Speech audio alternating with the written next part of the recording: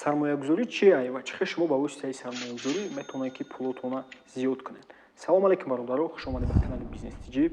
Мо дар ин видео оиди сармоягузорӣ гап мезанем. Бисёриҳо мепурсанд ки сармоягузорӣ чие ва бисёриҳо хиёл мекунанд ки сармоягузорӣ ягон бозие ё ки казино. Ҳозир мо дар ин видео мефаҳмонем ки сармоягузорӣ чие, кадом намудои сармоягузорӣ аст, мақсади асосии сармоягузорӣ чие ва риски сармоягузорӣ ва даромади сармоягузорӣ мегӯем баротон ва стратегиёе ки в основном сармоягузорӣ истифода мебаранд, яъне ки намудои анализи бозор, яъне технический ва фундаментальный анализ гап мезанем ва мисол меорем сармоягузорое ки аллакай якчанд миллион доллар кор кардагианд ба воситаи стратегиёшон. ҳатман видеоро то охиршо тамошо кунед. фикр мекунам ки хали видео ягон кас аз шумо кардагӣ набуд ва ягон кас секретҳои асосии сармоягузорӣ гуфтагӣ набуд. нигоҳ кунед бародаро, сармоягузорӣ худаш чие? Сармоягузорӣ яъне гузоштани сармоя аз тарафи сармоягузор, яъне ки аз тарафи мо барои ба даст овардани фоида, яъне ки мақсадаш ки чӣ коре ки мо мекунем ин сармоягузорие, яъне ки тамоми коре ки мо мекунем сармоягузорие ва мо бояд чӣ кор кунем? Ай сармоягузорӣ кардаги мо фоида гирем.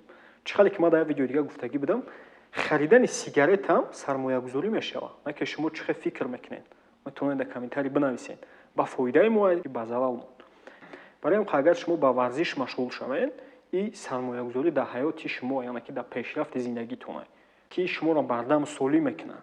агар ки шумо чизи фоидаовар бихаред барои саломатитон, ин сармоягузорие барои фоидаи шумо ва чизе ки баъде ки дар роҳое ки мисол шумо дар сум ягон чизи бигем ки ба залалтон мехаред, ин сармоягузорӣ мешавад ба залали шумо. нигоҳ кунед бародаро, кадом намудои сармоягузорӣ аст дар бозори биржа, яъне ки айни ҳол мо заниматсия мекунем, шумо аллакай фаҳмидагиен трейдинг меганад дигар. ҳамаашо ҳозир мефаҳмонем ки кадом намудои сармоягузорӣ аст. ва основном ҳамаи заниматсия кардани бизнесам и худаш сармоягузорие. ки фарқият дорад сармоягузор ва бизнесмен фарқ дорад ки ҳозир мо ҳамаашо мефаҳмонем. нигоҳ кунед, сармоягузорӣ дар основи худаш якчанд намуд мешавад, яъне ки агар ки именно мо фондовый рынок бигирем, чизе ки мо сармоягузорӣ мекунем, яъне ки инвесторои ҷаҳон ба монанди Уоррен Баффет дигар инвесторо сармоягузорӣ мекунанд, ё дар асосшон яъне ки харидани аксия ва облигатсияҳо аст, яъне ки қоғазҳои қиматбаҳои ширкатҳои калонтарин ба монанди ширкатҳои Apple, Tesla ва тамоми намуди ширкатҳои ҷаҳонӣ ва харидани тилло, нақра, мақсад тамоми намуди металлои қиматбаҳо ки мо метавонем ки харидорӣ кунем ҳангоми мисол арзон будан ва фурӯшем ё ки сахранӣ кунем сумомона. дигар намудаш и харидани опсиона форексо меган. форексо яъне ки харидани валютаҳо аст ва ҳама намуде ки айни ҳол знаменит, яъне ки мо медонем и криптовалютада сармоягузорӣ кардана. гуфтем якчанд намудо аст ва криптовалютарам и сармоягузорӣ мешавад барое ки шумо чӣ кор мекунед? ба мақсади пулотона зиёд кардан криптовалюта мехарем ва ҳангоми нарх боло меравад амисо пул кор мекунем. криптовалюта дар навбати худаш якчанд намуд дорад ки ҳозир мо мегӯем ки кадом намудои сармоягузорӣ дар криптовалюта аст. дигар мавзӯъ, мақсади асосии сармоягузорӣ, мақсадаш чӣ хеле ки номаш гуфтем, якам зиёд кардани пул, дуюм нигоҳ доштани пул, яъне сахранӣ кардан. чӣ хеле ки медонед инфлясия, яъне пули моро ҳар сол беқадр мекунад. агар нигоҳ кунед ки мо соли 2010 дар 1000 сомон чанд қадар маҳсулот, чанд қадар харидорӣ мекардем, ҳозир нигоҳ кунед ки мо дар ҳамон қадар мисол 1000 сомон ними, даже ним камтари соли 2010 дар 1000 сомон харид мекардем, даже 2-3 баробар камтар харид мекунем. хеласта аз сармоягузорӣ карда шуморо яъне ки бигем ки имконият метавад ки сумоатона сахранӣ кунед ки сумои шумо беқадр нашавад дар инфлясия. ва агар ки 5-10% ҳар сол сармояи шумо зиёд шавад, уже и зиёд мешавад чема инфлясияда. ва дигар мавзӯъш и риск ва даромади сармоягузорӣ ки чизи асосие ман фикр мекунам. сармоягузорӣ чӣ хеле ки шумо аллакай мебинед баъзе мисол блогерои мо, баъзе профессиональни инвесторои мо бигем ё ки трейдерои мо нишон медиҳанд ки неқа сум кор кардем ва ё дар шумо ягон туш намеган секретҳои асосиша ки шумо дар уҷо метавонед также якчанд баробар минус заравед. сармоягузорӣ риск дорад ва касое ки ҳамин кора карданиам, шумо бояд бидонед ки шумо чӣ кор мекунед. шумо риски калонқатӣ метавонед рӯбарӯ шед. дар ин ҳолат шумо бояд сатҳи доништон хуб боша, фаҳмиштон хуб боша. бояд бидонед ки дар ҳолати ринок яъне поён рафтан, бозор поён рафтан ёки боло рафтан бояд чӣ хел худтона идора кунед, чӣ хел мақсад активотона сумотона идора кунед ки шумо бигем ки минуси калон данаред. ва ин чизоро ман хиёл мекунам ки аллакай бисёриҳо намедонанд, даже намефаҳманд. Главни ҳамин чизо ҳастанд. Главне ки шумо бояд бидонед ки ин кор риск аст. Насоти даромадаш чӣ мегӯм? Метавонед ки худтон дар ринокҳо мисол агар ки дар криптовалюта гирем, шумо метавонед ки худтон бидоред бибинед ки волатилности крипта чемай аксия, чемай облигатсия зиёдтар аст.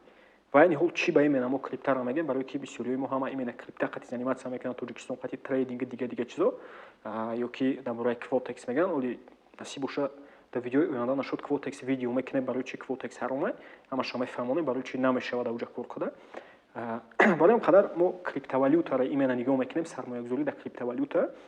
Дар криптовалюта тимболи мегӯем ки рискаш зиёдтар аст, чемай аксияу чемай облигатсия. Барои ки агар ки дар муддати 50 сол аксия ва облигатсия мисол 5-6 маротиба биғалта 50%, а криптовалюта дар муддати 10 сол метавонад ки также 3-4 маротиба биғалта и даже 70-80 то 90% криптовалюта метавонад ғалтида.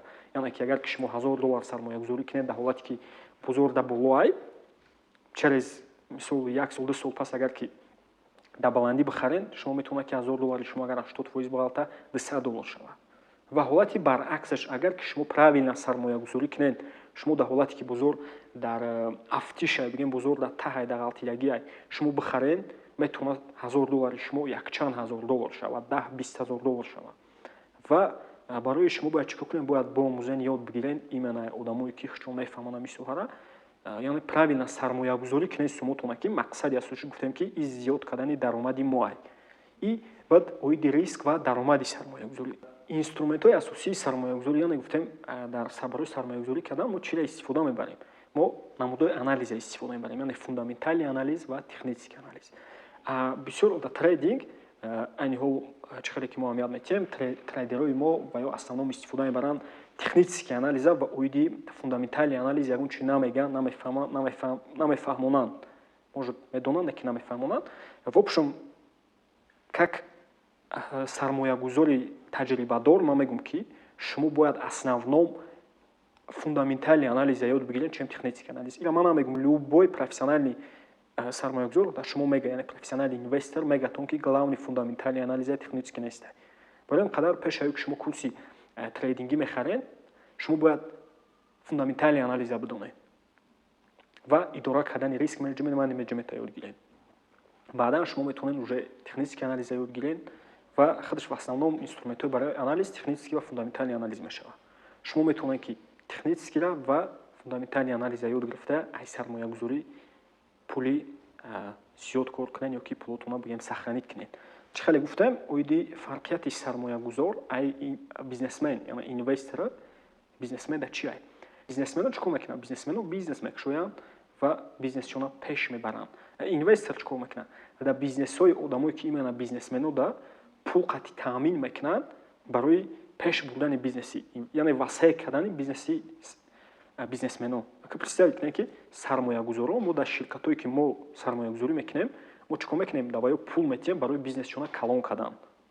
Ба фикрам ки дига фаҳмо шидам атонда оддӣ карда амихе мешавад. Нашоти сармоягузории муваффақ просто шумо метавонед историяи Уоррен Баффета бихонед.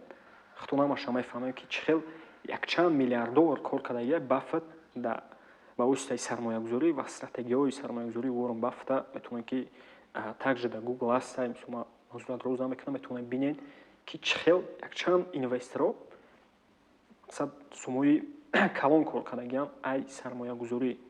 ва дар охир ман чӣ мегӯям? Ман ягонта шуморо маҷбур намекунам сармоягузорӣ кунед, барое ки гуфтем ки сармоягузорӣ худаш риски калон аст.